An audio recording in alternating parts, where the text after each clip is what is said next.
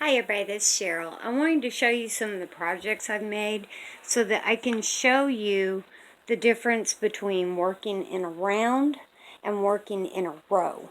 Now this is some of the things that I've made. Now this is the swatch that I've been showing you. This is working in rows, okay? A lot of these projects are worked in rounds. Now let me show you. This is a bag. This is actually a pillow cover. You can put a pillow inside here. And this is worked in rows. Okay, you can see it's just worked in rows. Now, here's some bags that I've made. Again, they are worked in rows.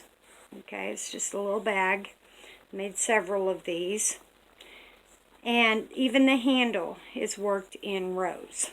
Okay? So those are some types of things that are worked in rows. Some of your Afghans are also worked in rows, but there's some that's worked in rounds as well. Now let me show you, I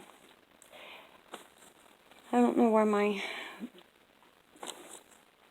let me go ahead and show you these. These things are made in rounds. Okay, all of these things. Now, as you can see, this is going in a circle.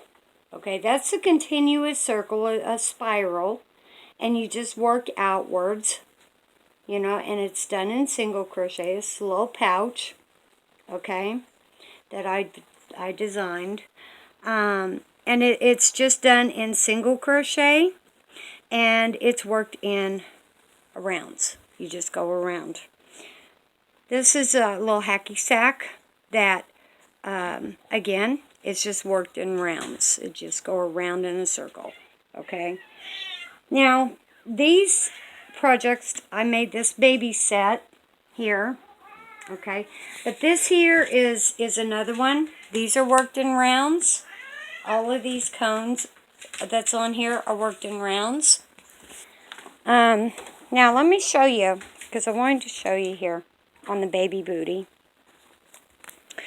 This baby booty, here you go. This baby booty is actually, you start out with a chain. And you work along one side of the chain. And you make extra stitches in the last chain. And then you work on the opposite side of the chain. And you connect it. You know, which I will be teaching you how to connect around. And then you just keep working around all the way up. And so it starts out with a chain, but you're actually working in a round. Whereas these, this, and this, and even this is worked in a round as well, but it's made with a magic circle, which I will teach you how to do that. Okay, here's another example. Now this one is made with a magic circle as well, but a lot of these baby hats like this are not. They're made in other ways, and I will show you how to do. There's 3 different ways that I've found that you can make a circle, and I will show you the difference in those. Here is the baby blanket that I made to go with these. My son's friend is having a baby, and I made those for her baby shower. But she is having a boy, so I am going to put a blue border on those things. But if I can find, there it is. This is another thing that's made in a round. Now this is an Afghan square. Now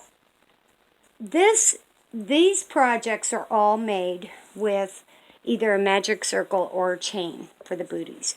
This is not. This is made where you chain 3 and you put it in a circle and then you work in the circle. And I'm going to teach you how to do that. Now, on this, unlike these where on especially these projects here, you increase to make your circle bigger. On this one, you actually increase in the corner. And not only does that show you, that make your square bigger, but it also gives you the corner.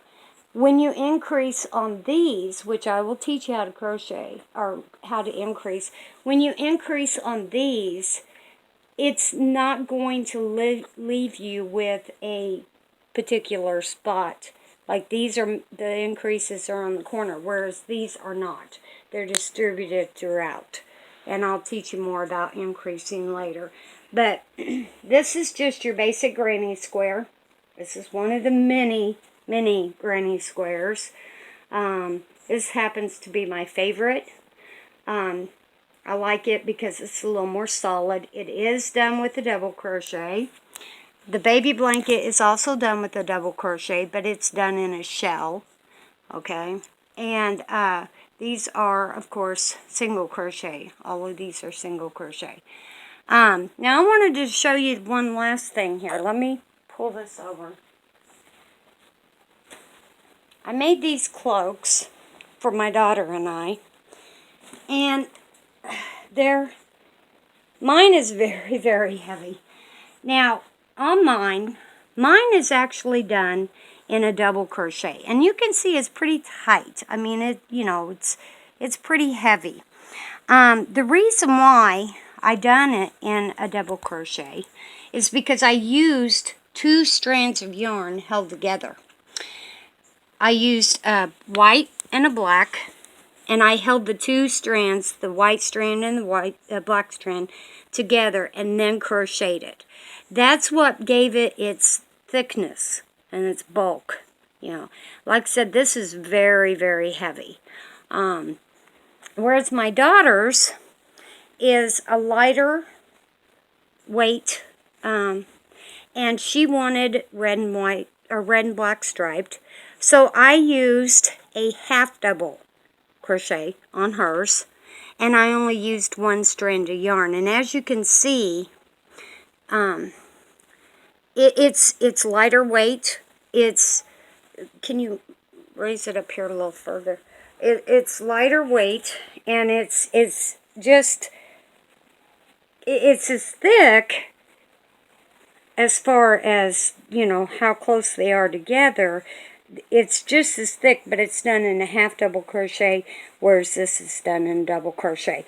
And the reason why I wanted to show you that is because when you choose a project, whether you're making your own design of a Afghan or whatever you're going to work on, or whatever you're going to make, you want to decide how thick you want it. And if you want it a pretty good thickness, you want to go with something like the half double crochet or the single crochet. Whereas if you're going to use a double crochet, then you might want to use a double strand of yarn. But that's what I wanted to show you. I'm going to teach you how to work in rounds next, so you can make the round projects. There's 3 ways to start a round. And that will be it for this video. I just wanted to show you some of the things I made and some of the things the difference between working in a round and working in a row. Okay? Alright, you all have a nice day.